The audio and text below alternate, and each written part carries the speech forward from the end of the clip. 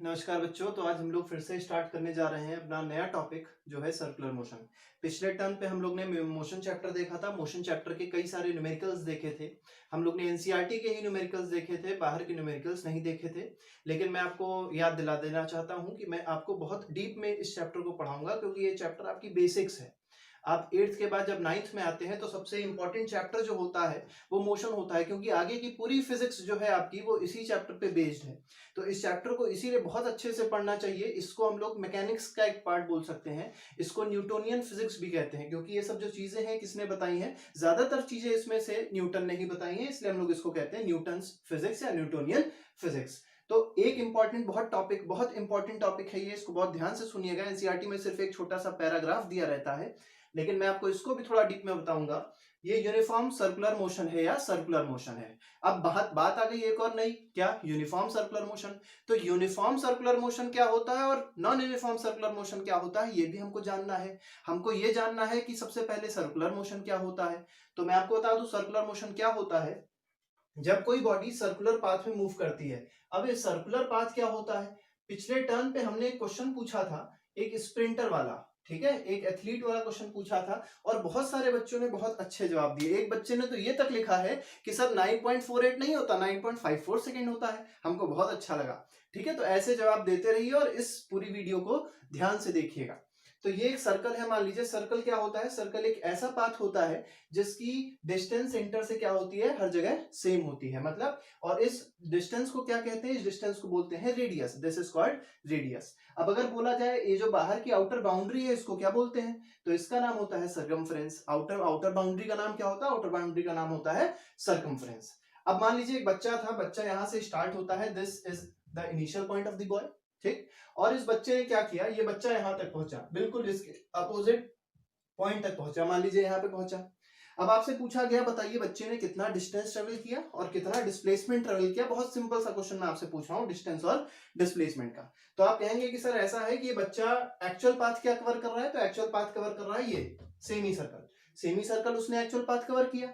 तो जो डिस्टेंस होगा, इस केस में जो डिस्टेंस होगा, डिस्टेंस वो किसके बराबर हो जाएगा? वो हो जाएगा सरकमफ्रेंस। किसका? लेकिन सर्कल का नहीं, circumference of what? Circumference of semi circle. क्यों? क्योंकि बच्चा यहां से स्टार्ट हुआ और ऐसे आया और यहां पे आके रुक गया, ठीक। तो सरकमफ्रेंस, सरकमफ्रेंस काहे का? Of semi circle. Semi circle का सरकमफ्रेंस। और सरकमफ्रेंस सेमी सर्कल का क्या होता है?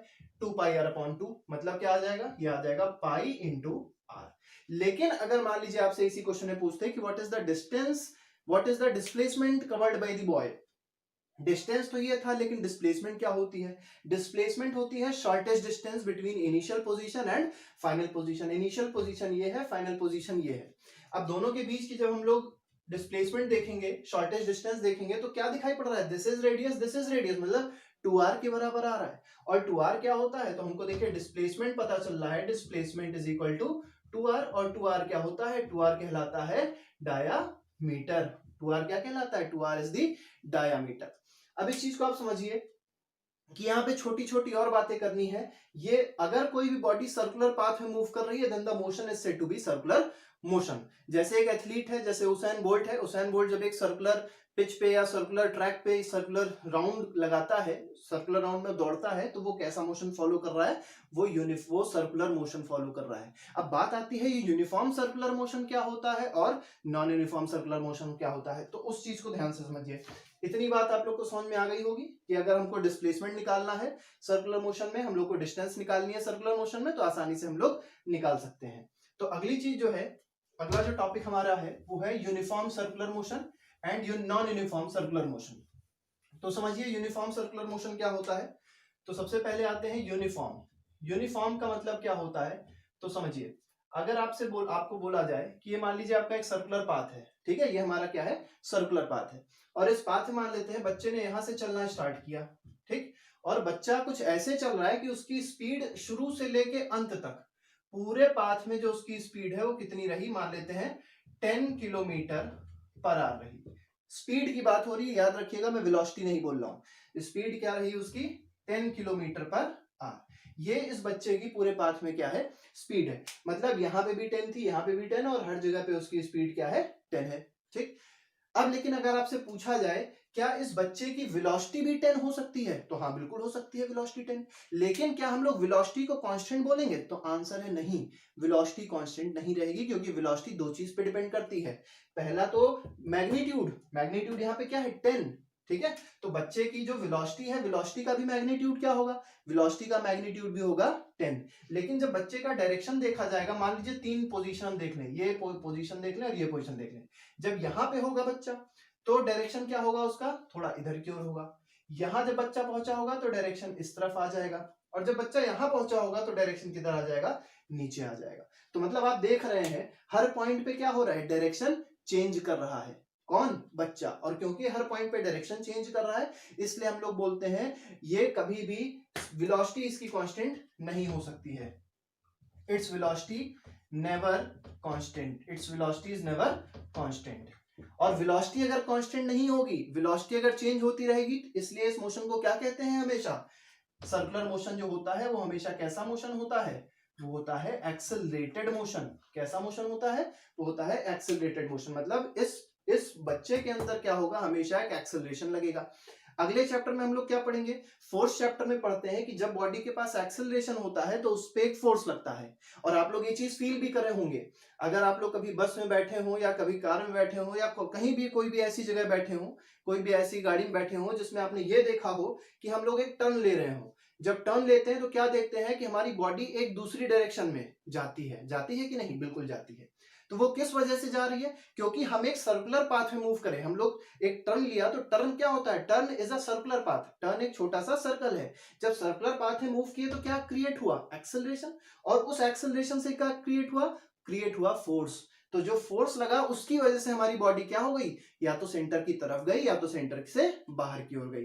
That force is called centripetal force और सेंट्रीफ्यूगल फोर्स। यहाँ पे दो और वर्ड आती है, सेंट्रीपिटल फोर्स और सेंट्रीफ्यूगल फोर्स। उसको हम लोग आगे के चैप्टर में, फोर्थ चैप्टर में डिस्कस करेंगे। तो यहाँ पे हमने बात करी कि वेलोसिटी कभी भी कांस्टेंट नहीं हो सकती है। किसमें? एक सर्कुलर मोशन में। वेलोसिटी कांस्टेंट क्यों नहीं हो सकती है? क्योंकि हर पॉइंट पे क्या होता है? डायरेक्शन चेंज होता है। ठीक है, इसीलिए हमेशा सर्कुलर मोशन को कैसा मोशन कहा जाता है? एक्सेलरेटेड मोशन कहा जाता है। इसके बाद जो सर्कुलर मोशन में हमको पढ़ना होता है वो पढ़नी होती है एंगुलर स्पीड, एंगुलर वेलोसिटी और एंगुलर डिस्प्लेसमेंट। अब ये क्या होता है फिर से देखते हैं। मान लेते हैं बच्चा यहां से स्टार्ट किया था, बच्चा यहां से चलना स्टार्ट किया और बच्चा मान लेते हैं यहाँ पे आके रुक गया। ठीक, बच्चा इनिशियल पॉइंट यहाँ से, ये इस पॉइंट, ये this is the initial point and this is the final point of the boy. ठीक है, ये हमारा क्या हो जाएगा? ये फाइनल पॉइंट है। ठीक, अब आपसे पूछा जाएगा बताइए इस बच्चे ने कितना एंगल कवर किया? उसी को बोलते हैं angular displacement. The angle covered by the body from initial position to final position about the centre. The angle covered by the body from initial position to final position about the center। अब देखिए यहां से चलना start किया तो इसको ऐसे समझिए, यहां चलना स्टार्ट किया, ऐसे ऐसे ऐसे पहुंचा और इसने इतना एंगल कवर किया। तो अगर आपसे पूछा जाए कितना एंगल है तो आप कहेंगे ये 180 डिग्री का एंगल है। ठीक है, तो इस चीज को देखिए, हमने क्या किया, ये वाला एंगल पूरा देखा तो ये एंगल कितना बना? 180 डिग्री का। ठीक, तो this angle is called angular displacement. The angle covered by a body from initial position to final position about the center of the path is called angular displacement। अब इसके बाद आती है एंगुलर वेलोसिटी। क्या होती है? तो बहुत आसान है। अच्छा, डेफिनेशन में नहीं लिख रहा हूं, डेफिनेशन आप लोग आसानी से लिख सकते हैं, इतना धीमे मैं बोल भी रहा हूं। अब एंगुलर वेलोसिटी की बात आती है या एंगुलर स्पीड की बात आती है, तो पहले एंगुलर स्पीड की बात करते हैं। या एंगुलर वेलोसिटी और एंगुलर स्पीड एक ही है, तो यहाँ बात करते हैं, उतना डायरेक्शन पे हमको नहीं जाना है। तो एंगुलर स्पीड की जब बात करेंगे तो एंगुलर स्पीड का मतलब होता है कि ये एंगल उसने कितना तेज कवर किया। हम लोग यहाँ स्पीड की बात नहीं कर रहे हैं। स्पीड की जब बात करते हैं तब देखिए क्या होता। हम लोग को अगर ये जानना होता कि बच्चे की स्पीड क्या है, ठीक है, बच्चा यहाँ से गया यहाँ तक गया और बच्चे की हमको स्पीड जाननी होती है, हम बहुत सिंपल सा फॉर्मूला लगाते हैं। हमको स्पीड का फॉर्मूला पता है डिस्टेंस अपॉन टाइम। हम लोग को फॉर्मूला पता है डिस्टेंस अपॉन टाइम। और डिस्टेंस उसने कितना कवर किया? डिस्टेंस उसने इतना कवर किया, 2 पाई आर अपॉन 2 मतलब पाई आर। उसने कितना कवर किया? पाई आर। और कुछ टाइम लिया होगा, मान लेते हैं 10 सेकंड का टाइम लिया, मान लेते हैं 20 सेकंड का टाइम लिया। याद रखिए टाइम कभी भी कोई भी चीज में दिया हो सबसे पहले उसको हम लोग किस में कन्वर्ट करते हैं? सेकंड में कन्वर्ट करते हैं। डिस्टेंस किसी भी यूनिट में दी हो उसको हम लोग किस में कन्वर्ट करते हैं? मीटर में कन्वर्ट करते हैं। तो टाइम किस में दिया होगा? सेकंड में दिया होगा। और डिस्टेंस किस में निकालते हैं हम लोग? मीटर निकालते हैं। तो टाइम मान लीजिए 10 सेकेंड्स दिया है तो यहाँ पे 10 सेकेंड से डिवाइड कर देंगे और हमारे पास स्पीड आ जाएगी, लेकिन वो स्पीड है that is not angular speed. तो ये एंगुलर स्पीड क्या होती है वो जानना हमारा जरूरी है। एंगुलर स्पीड होती है कि ये एंगल कितने टाइम में कवर किया। अब जैसे मान लेते हैं कि ये पाई डिग्री है, या पाई डिग्री क्या होता है, पाई क्या आ गया, तो आपको ये पता होना चाहिए ये जो इसकी यूनिट होती है वो इस एंगल की यूनिट क्या है, वो डिग्री दी हुई है। हमको इसको पहले रेडियन में कन्वर्ट करना आना चाहिए। किसमें? रेडियन में।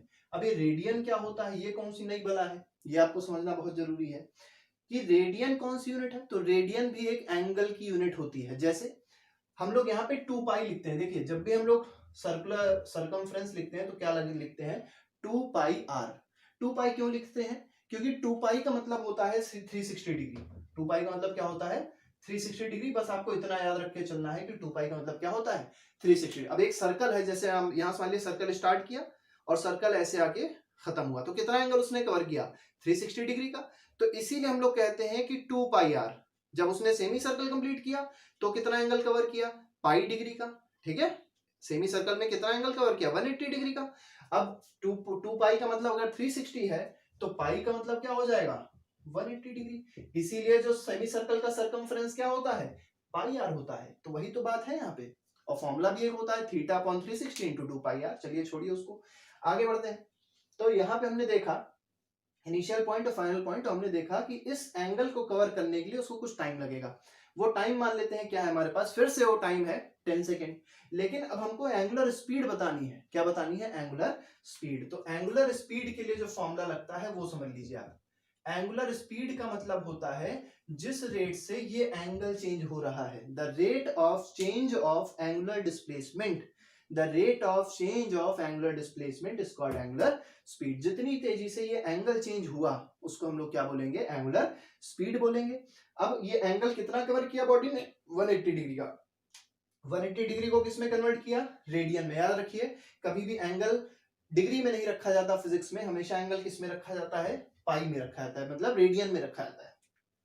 तो हम लोग ने यहां रख दिया क्या, पाई, क्योंकि कितना एंगल कवर हुआ था, पाई।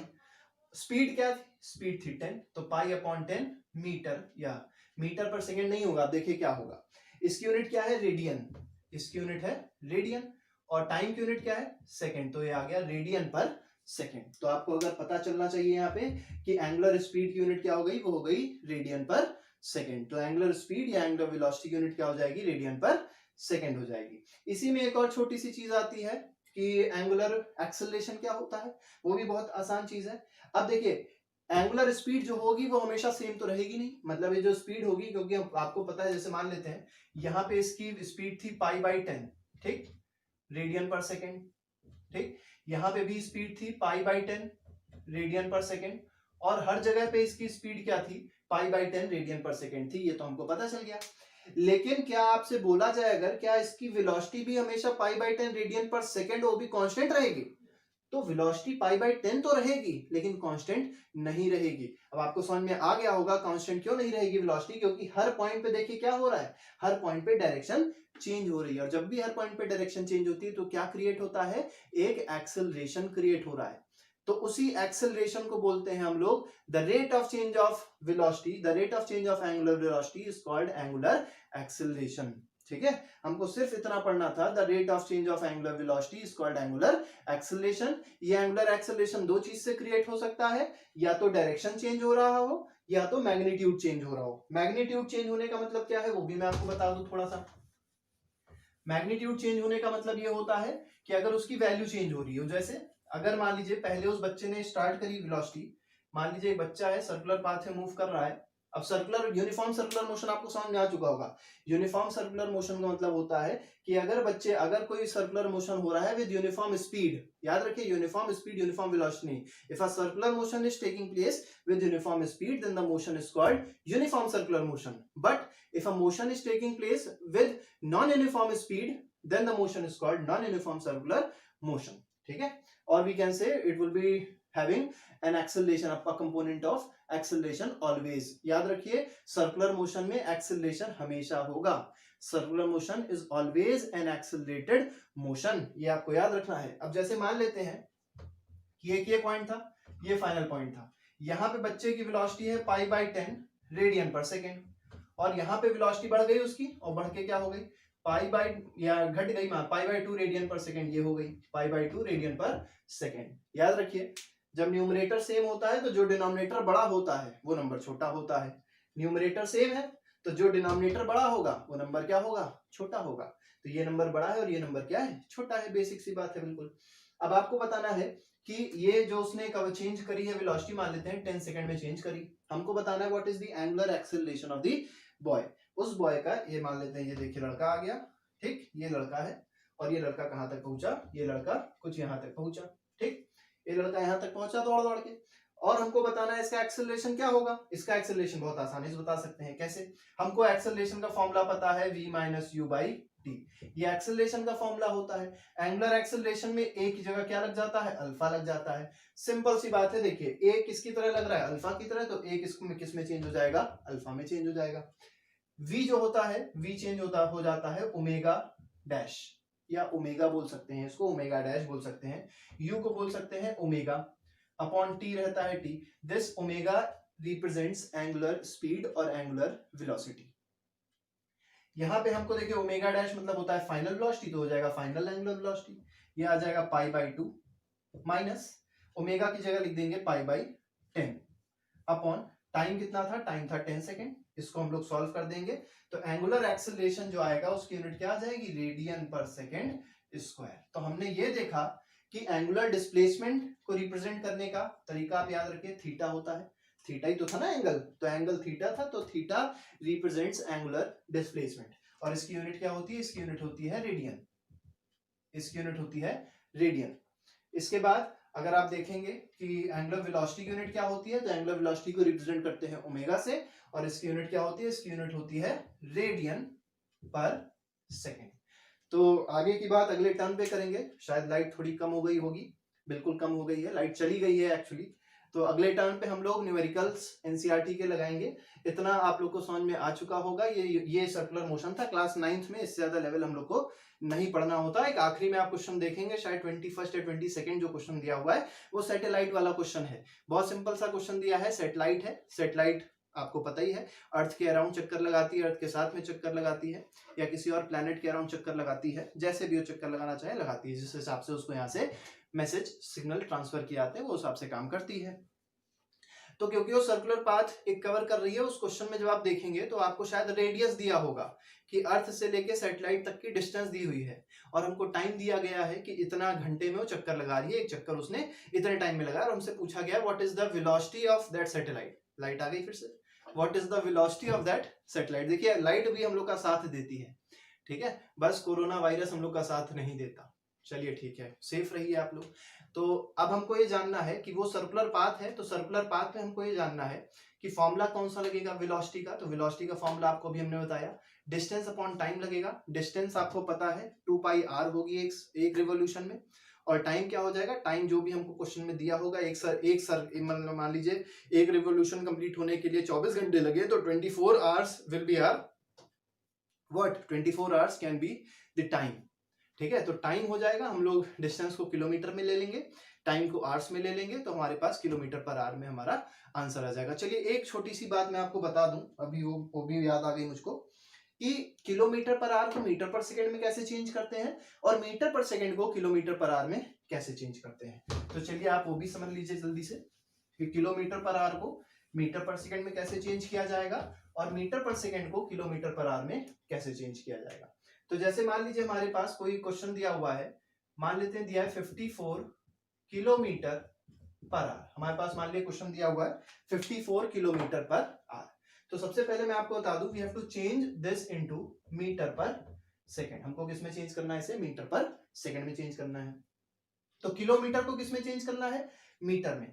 आवर्स को किस में चेंज करना है, सेकंड में। अब देखिए किलोमीटर लिख लीजिए, आवर्स लिख लीजिए। 1 किलोमीटर में कितने मीटर होते हैं, 1000 मीटर होते हैं कि नहीं होते।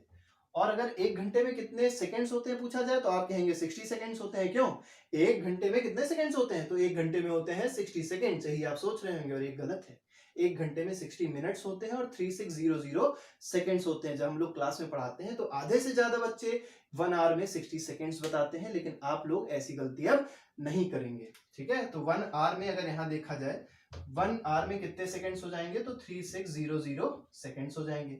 ये दोनों जीरो कट जाएंगे नीचे से, ये आ जाएगा 2 से काट देंगे, ये आ जाएगा 5/18 मीटर पर सेकेंड।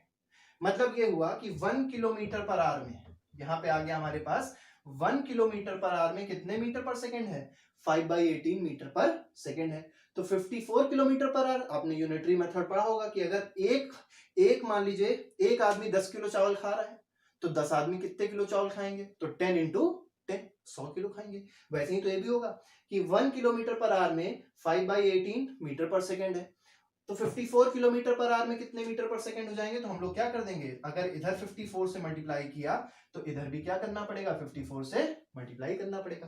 तो 54 किलोमीटर पर आवर और ये आ जाएगा 18 3 54, तो आ गया 15 मीटर पर सेकेंड। ठीक है, तो हमारे पास मिल गया 54 किलोमीटर पर आवर में 15 मीटर पर सेकेंड होता है। चलिए यहाँ पे आप लेकिन ये बात याद रखिएगा कि 1 किलोमीटर पर आवर में 5/18 मीटर पर सेकेंड होता है। इसी में मैं आपको एक छोटी सी और बात बता देता हूं कि अगर मान लीजिए क्वेश्चन आपको मीटर पर सेकंड में दिया हो, तब आप किलोमीटर पर आवर में कैसे चेंज करेंगे।